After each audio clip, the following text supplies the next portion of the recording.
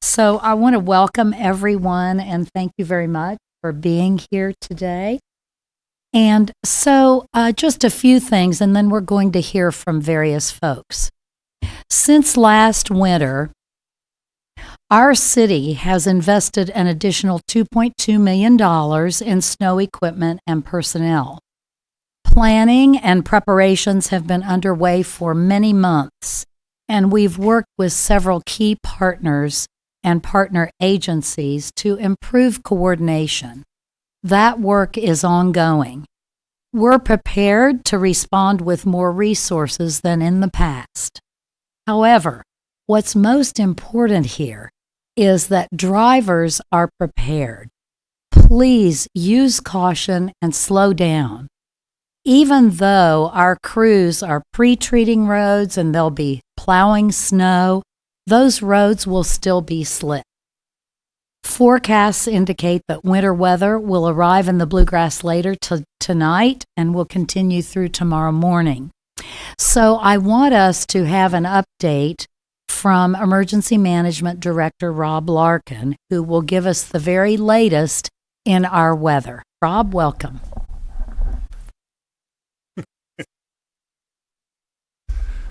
Thank you, Mayor. Good afternoon and welcome to the first day of meteorological winter. Just have to add that. Rob Larkin, Director of Emergency Management, and we do have some rain, freezing rain, and snow combinations that will occur late this evening and throughout the early morning hours.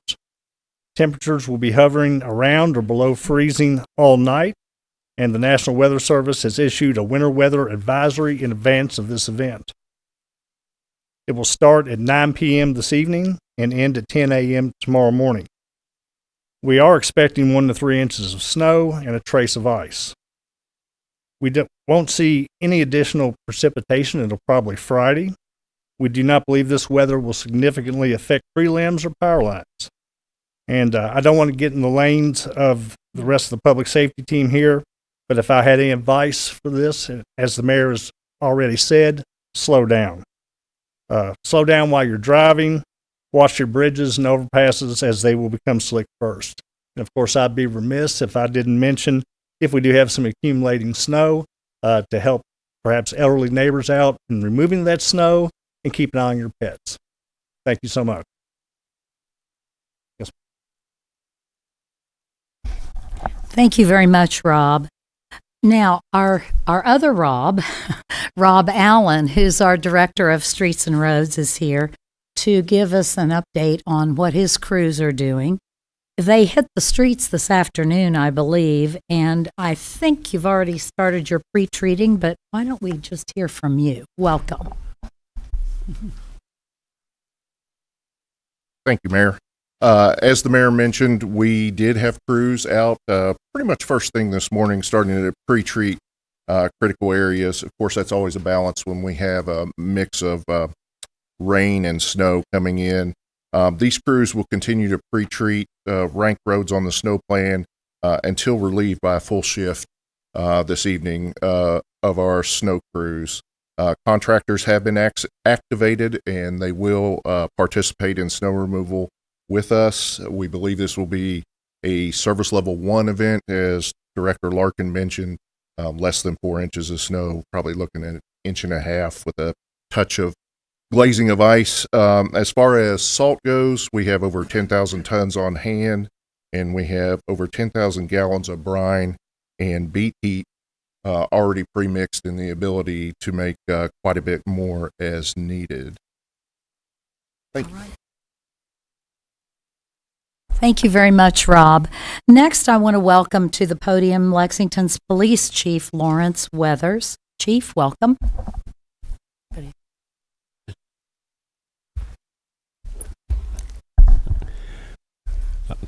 Good afternoon, everybody. The Lexington Police Department stands ready for this round of winter weather. We will be adjusting our staffing levels to ensure we are ready to respond to weather-related incidents and calls for service. Our specialized traffic control equipment has been prepared and is ready to deploy. If we get significant winter weather, please be patient, as typically we see a significant increase in our call volume. With that being said, If you can, stay off the roads. During the storm, don't go out. We are asking you to avoid any non-essential travel during the storm. This means that if it isn't urgent or absolutely necessary, stay off the roads. The best way to prevent issues on the roadway during the winter storm is to stay off the roadways. Please do not call 911 for road condition updates. You can find the latest on the city's snow removal delays and closings and view live traffic cameras on the city's website. Winter weather can be challenging. We ask that you check on your neighbors, especially those who are vulnerable or having difficulty. And if you need assistance or see someone who does, please call 859-258-3600, or in the case of an emergency, 911. And that means, watching out for our unhoused population as well. If you must be on the roadways during the winter weather, here are some tips. Clear your front and rear windshields, mirrors, and the roof of your car of snow and ice before driving. That way you do not create a hazard for yourself or others. Slow down. Slick or snow-covered surfaces make it harder to control and stop your vehicle. Increase the distance between you and the car in front of you, and don't crowd the snow plow or travel beside the plow unless you're passing. Have an emergency kit for your vehicle and include items like blankets, a snow shovel, and an ice scraper, a phone charger, a flashlight, and maybe some small amounts of food and water. Thank you.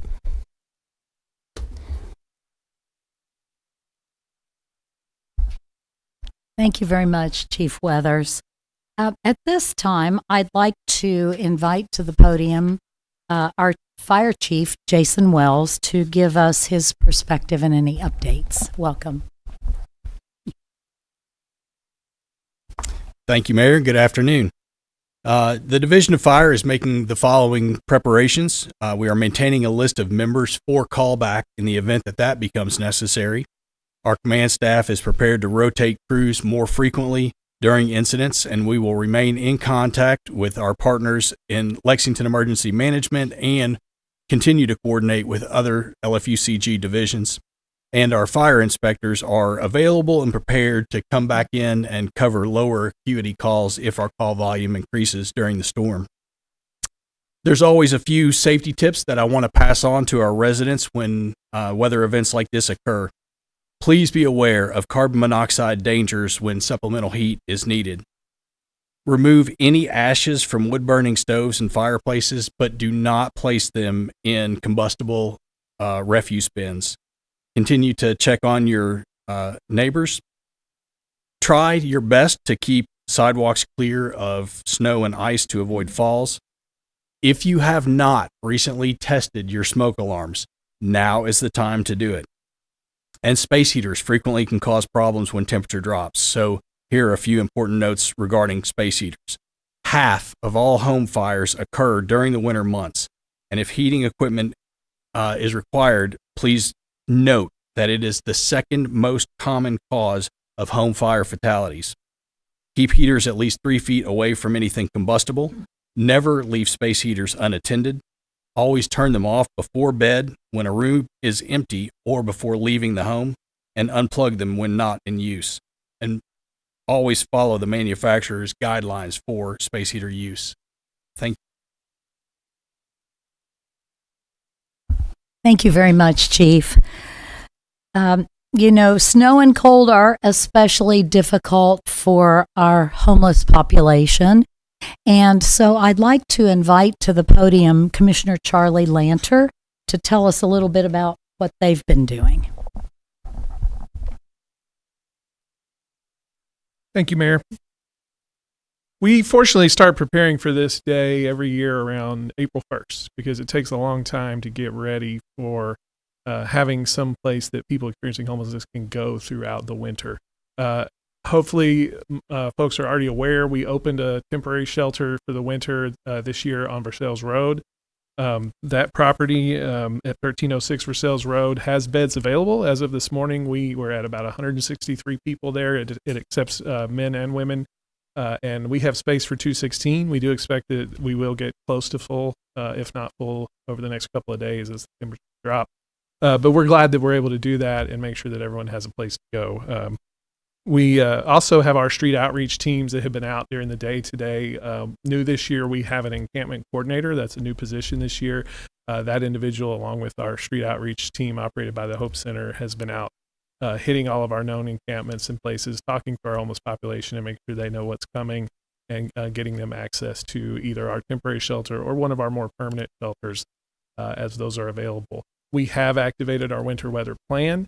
That means that the permanent and temporary shelters are going to have extra space for folks. It just means we start using things like overflow beds, cots, mats in hallways, things that we absolutely have to do just to get through the night.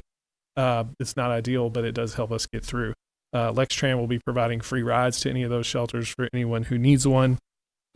Also, I want to point out that our temporary shelter does accommodate not just individual men and women, but also couples and folks who have pets. We are able to accept folks with pets there. So please, if you're needing shelter, don't let some barrier prevent that. Come seek that help, and we'll see if we can't figure out how to get you where you need to. One last note from our Division of Code Enforcement. They would be upset if I didn't give a reminder along with Chief Wells about carbon monoxide detectors. If you don't have one, now is past time to get one. And if you do have one, it is a good time to make sure that's working as we all crank up our heat, which also means our systems are going to be cranking up carbon monoxide out. Thank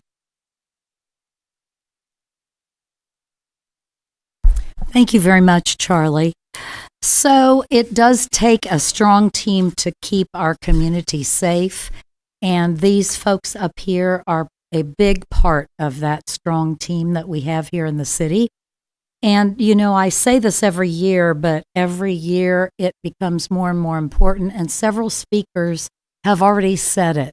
Look out for your neighbors, particularly if you have neighbors whom you know can't get out by themselves. Take care of your pets, bring them in, and slow down on the roads and be prepared. So I wanted to give our website, lexingtonky.gov, and folks can go on there. We keep constant updates about the snow updates, and we also have our social media pages very active during this time. So we have lots of folks who can ask questions. So I'll ask our media partners if you have any questions.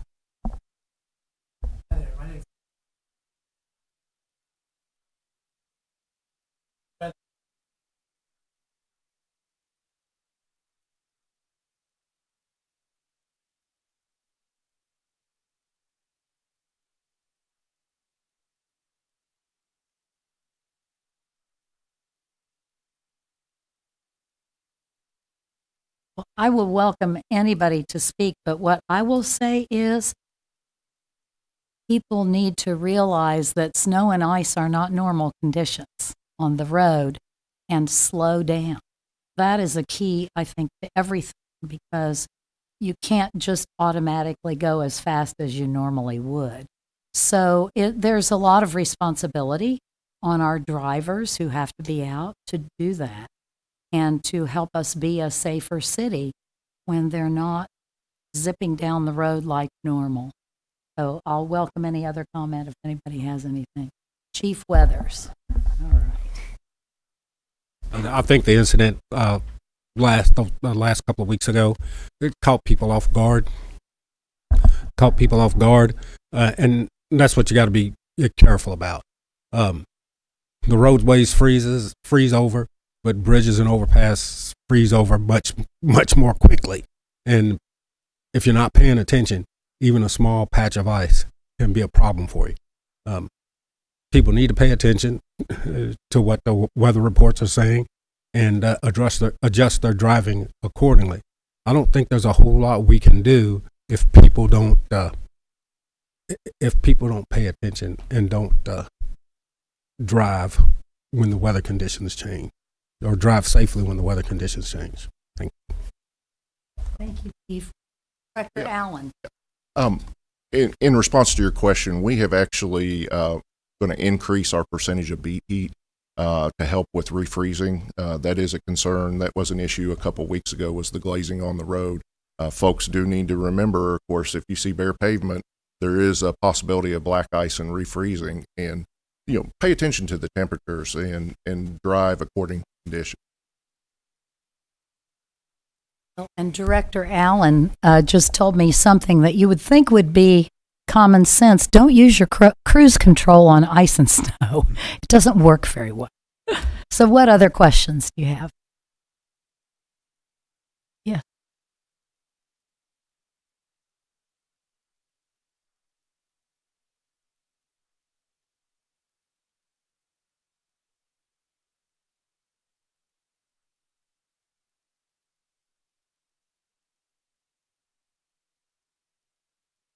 Yes, thank you. And before I ask Myron Thompson to come up, I will say we have had several productive meetings since the storm last year, which was, I believe everybody up here would say, a very unusual, difficult storm. And so we continue our really good collaboration with the school system, and I'll invite you to say a few words. Certainly. Thank you, Mayor. Since that event, we have had ongoing conversations and dialogue. We've had a recent change in vendors for our routing. So we've tried to not only provide more timely information to the city, but better information in terms of the GIS programming and things like that. Just a few months ago, back before school even started, we were anticipating this day. And so we've been talking about it for some time now and collaborating with Nancy and her team. And so I think the communication is an ongoing process. It's a continuing dialogue, but I feel very confident that we've provided information and they've sent information back to us, and we're just comparing back and forth. And then in terms of us internally, we will start our process in the morning and sort of evaluate how the road conditions look, and just to see if we think from our perspective if the buses and the students can get to school safely.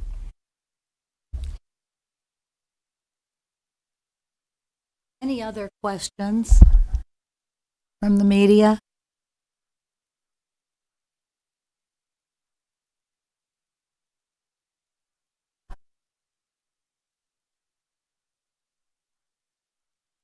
Now, that's a great question. Who knows the answer? Commissioner Albright. I bet she knows. Thank you for the question. The answer is probably not a great one because I know everybody really likes to know, when was my road last treated, or when will it be treated next? And unfortunately, what we figured out was that system that we had online was full of a lot of bugs and delays and gaps in communication. And so we pulled it offline while we looked for a new system. So we do still plan to be able to provide that, but we're not quite there yet. No.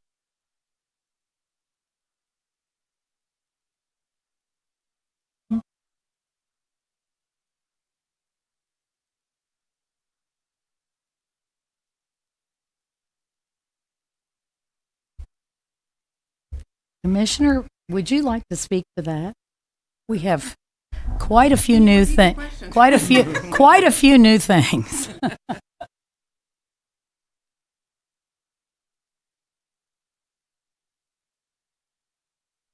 Yes.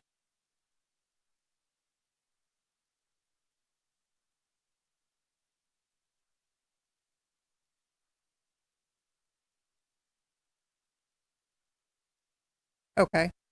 We have more trucks. We have more trucks that will spread liquid de-icing treatment, and we have more trucks that will spread salt. So that should help us be able to be a little more timely in getting there.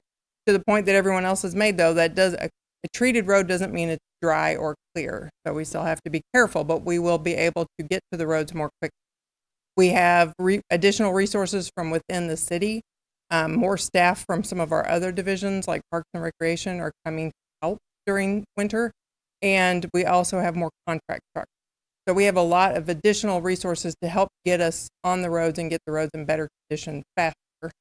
And we are also trying to do a better job of communication, both with our media partners and with Fayette County Schools and the other schools in the county, and then also with Lexpark, so that we're all kind of on the same page of what's going on with the weather and how we need to respond. So we are trying in more ways to get more information to the schools so that they can get to the parents, and we can try to have several different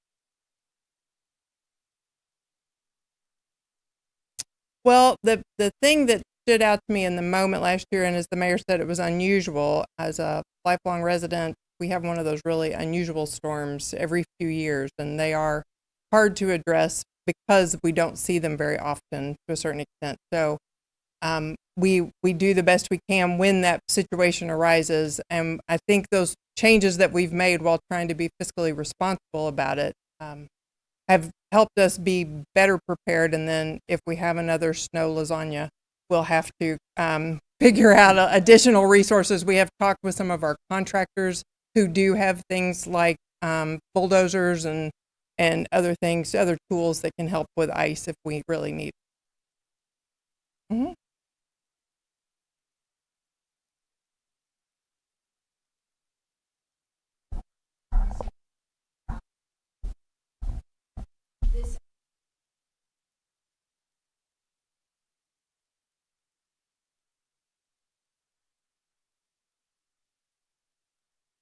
I haven't had a chance to talk to the staff, but I know every time we do that, there's always at least several. And we actually are able to provide the ride too. So in some cases, even if they were coming anyway, we're saving them a walk and we're giving them some additional resources like blankets as part of that as well. I don't have an exact number, but we were at 163 last night, and I would suspect they're going to bring in at least a dozen or more. And that's just the ones we bring in. We'll have more. It'll hold 200.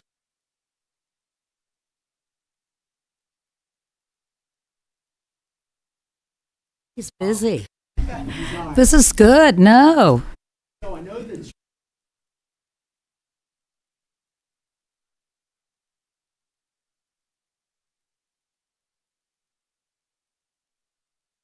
Yes.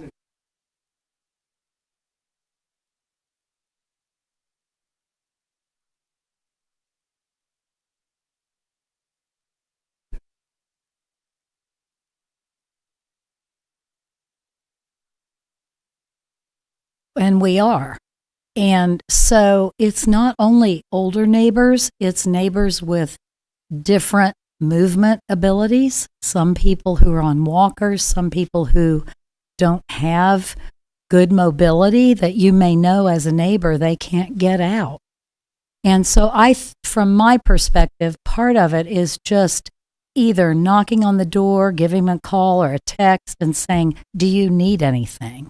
How can I help you? Does your dog need to go out and get walked and you can't go walk the dog? I mean, there are many ways that neighbors take care of neighbors. And I think that that's what all of us who are able to help our neighbors should be thinking about. You know, can we help meet their needs if they cannot get out at all?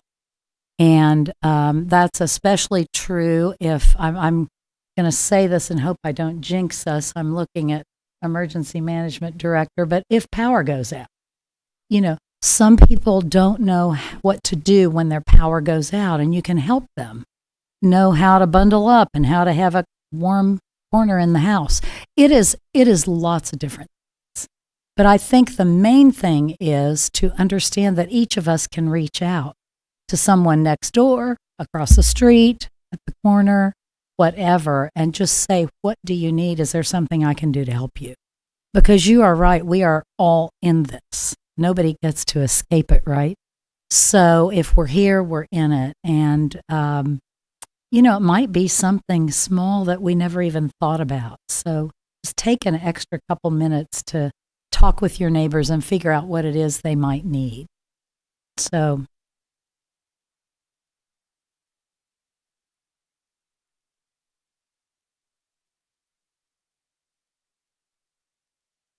well, 25% of our population right here in Fayette County is over 55. So that tells you something right there. And I think that Lexington is the kind of city that does step up. And people like to help people. And I know that in the past when we've been able to get out and go to the grocery, we've asked all our neighbors, do you need anything while we're out? It's very simple things, and it helps everybody. So I think that when we can connect that way and help each other, we get through the storm quicker and faster and better. Yeah. What else? Anything else?